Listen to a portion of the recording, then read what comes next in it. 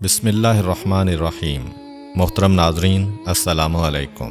ایک یہودی کو رسول خدا صلی اللہ علیہ وآلہ وسلم سے چند دینار قرض واپس لینا تھا۔ ایک دن آپ راستے میں جا رہے تھے کہ وہ یہودی آپ کے پاس آیا اور اس نے کہا، جب تک آپ میرا قرض ادا نہیں کریں گے اس وقت تک میں آپ کو یہاں سے نہیں جانے دوں گا۔ نبی اکرم صلی اللہ علیہ وآلہ وسلم نے فرمایا، اس وقت ادائیگی کے لیے میرے پاس کچھ بھی نہیں ہے۔ یہودی نے کہا، جب تک آپ میرا قرض واپس نہیں دیں گے میں بھی آپ کو یہاں سے جانے نہیں دوں گا۔ آپ نے فرمایا، اگر یہ بات ہے تو میں تیرے ساتھ یہیں بیٹھ جاتا ہوں۔ یہ کہہ کر آپ اس کے ساتھ بیٹھ گئے۔ جیسے جیسے وقت گزرتا گیا آپ کے صحابہ وہاں جمع ہوتے گئے۔ جب انہوں نے یہودی کی یہ جسارت دیکھی تو انہوں نے اس کو سزا دینے کا ارادہ کیا۔ آپ نے انہیں ہر طرح کی تادیبی کارروائی سے روک دیا اور فرمایا کہ تم دور چلے جاؤ۔ حکم رسول کے تحت صحابہ دور چلے گئے۔ سورج لمحہ بلمحہ گرم ہو رہا تھا اور اس کی تپش سے آپ کو اذیت پہنچ رہی تھی، یہاں تک کہ آپ کے چہرہ اطہر سے پسینہ بہنے لگا۔ اس کے باوجود آپ نے کسی طرح کے غصہ کا اظہار نہ کیا اور کوئی سخت جملہ نہ کہا۔ آپ سارا دن وہیں بیٹھے رہے اور ظہر، عصر اور مغرب و عشاء کی نمازیں وہیں پڑھیں۔ پھر رات چھا گئی۔ آپ نے رات بھی وہیں بسر کی اور فجر کی نماز بھی وہیں پڑھی۔ صحابہ یہودی کو ڈرانے دھمکانے لگے۔ آپ نے فرمایا، تم اس سے یہ کیسا سلوک کر رہے ہو؟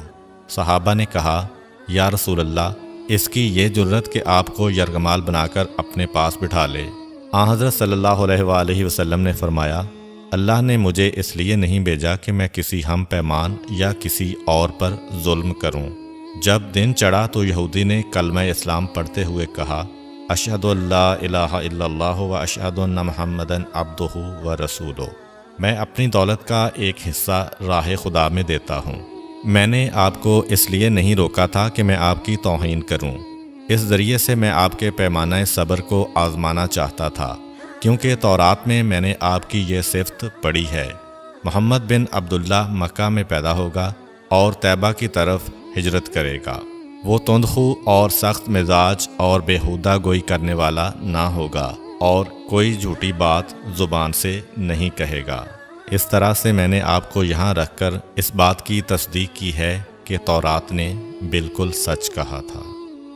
رسول اکرم صلی اللہ علیہ وآلہ وسلم مبعوث برسالت ہونے کے 3 سال بعد تک خفیہ طور پر دعوت اسلام دیتے رہے۔ اس کے بعد اللہ تعالیٰ نے آپ کو حکم دیا کہ آپ کھل کر اللہ کا پیغام پہنچائیں اور لوگوں کو خدا کی طرف دعوت دیں۔ ایام حج شروع ہوئے تو پورے جزیرۃ العرب سے لوگ مکہ کی طرف آنا شروع ہوئے۔ نبی اکرم صلی اللہ علیہ وآلہ وسلم کوہ صفا پر چڑھے اور آپ نے بلند آواز سے فرمایا، لوگو، میں اللہ کا رسول ہوں، تم اللہ رب العالمین پر ایمان لے آؤ۔ لوگ آپ کی طرف متوجہ ہوئے اور انہوں نے تعجب سے یہ اعلان سنا اور سب کی خواہش ہوئی کہ وہ اعلان کرنے والے کو دیکھیں۔ پھر آپ صفا سے اتر کر مروہ آئے اور وہاں پر بھی آپ نے 3 بار یہی اعلان کیا۔ جب ابو جہل نے آن حضرت صلی اللہ علیہ وآلہ وسلم کا یہ اعلان سنا تو اسے سخت غصہ آیا۔ اس نے زمین سے ایک پتھر اٹھا کر آپ کی پیشانی پر مارا، جس سے آپ کی پیشانی زخمی ہو گئی، خون بہنے لگا اور آپ کا پورا چہرہ لہو لہان ہو گیا۔ اس کے بعد تمام مشرکین آپ کو پتھر مارنے لگے۔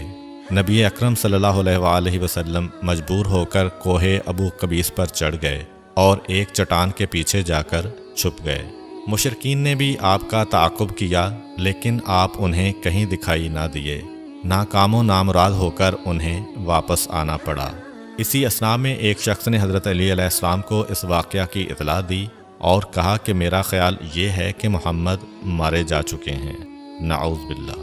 یہ سن کر حضرت علی علیہ السلام کو شدید دکھ ہوا اور آپ ام المومنین حضرت خدیجہ الکبریٰ سلام اللہ علیہ کے پاس آئے اور ان سے کہا، میں نے سنا ہے کہ مشرکین نے رسول خدا صلی اللہ علیہ وآلہ وسلم پر سنگ باری کی ہے اور بعض لوگوں کا یہ گمان ہے کہ نبی اکرم شہید ہو گئے ہیں۔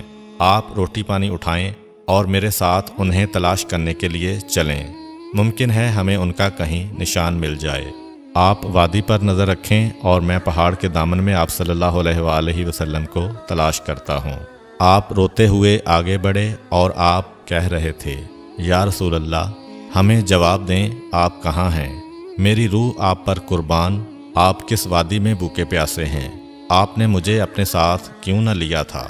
حضرت خدیجہ رو رو کر فریاد کر رہی تھیں، کوئی ہے جو نبی مصطفیٰ کی مجھے خبر دے؟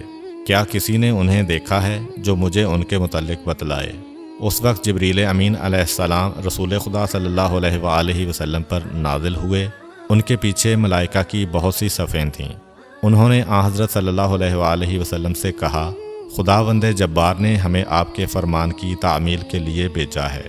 اگر آپ چاہیں تو ہم اس قوم کو تباہ کر دیں گے اور ان کا دنیا میں کہیں نام و نشان تک دکھائی نہ دے گا۔ رحمت للعالمین نے فرمایا، میں نبی رحمت بنا کر بھیجا گیا ہوں، میں عذاب و انتقام کا حامی نہیں ہوں۔ پروردگار میری قوم کو معاف کر دے، وہ مجھے جانتے نہیں ہیں۔ جبریل امین علیہ السلام نے حضرت صلی اللہ علیہ وآلہ وسلم سے کہا، خدیجہ سلام اللہ علیہا آپ کو تلاش کر رہی ہیں۔ خدیجہ کے رونے نے آسمان کے فرشتوں کو رلا دیا ہے، آپ انہیں جواب دیں، خدا کی طرف سے اور ہماری طرف سے انہیں سلام پہنچائیں اور انہیں جنت کی بشارت دیں۔ نبی اکرم صلی اللہ علیہ وآلہ وسلم نے خدیجہ و علی کو صدا دی اور انہیں اپنے پاس بلایا۔ دونوں شخصیات آپ کی خدمت میں حاضر ہوئیں۔ انہوں نے آپ کی پیشانی پر پٹی باندھی اور گھر لے آئے۔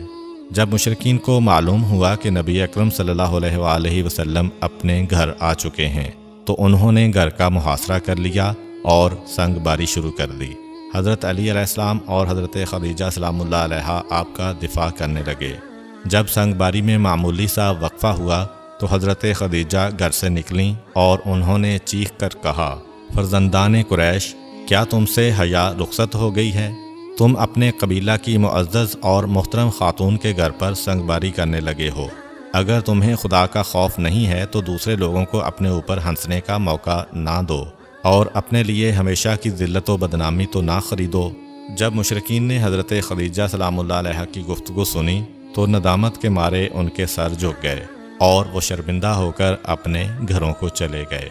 نبی اکرم صلی اللہ علیہ وآلہ وسلم نے دعوت اسلام کا آغاز ان روح فرسا واقعات کے ساتھ کیا تھا۔ آپ پر کروڑوں سلام ہوں۔ آپ نے لوگوں کو گمراہی و ضلالت سے بچانے کے لیے قدم قدم پر تکالیف اٹھائیں اور صدمے برداشت کیے۔ امید کرتا ہوں کہ آپ کو آج کی ویڈیو اچھی لگی ہوگی۔ اگر آپ کو ہماری ویڈیو اچھی لگی ہے تو ویڈیو کو لائک کریں اور مزید اس طرح کی ویڈیوز دیکھنے کے لیے ہمارا چینل سبسکرائب کر لیں۔ ملتے ہیں نیکسٹ ویڈیو میں، اجازت دیجیے، اللہ حافظ۔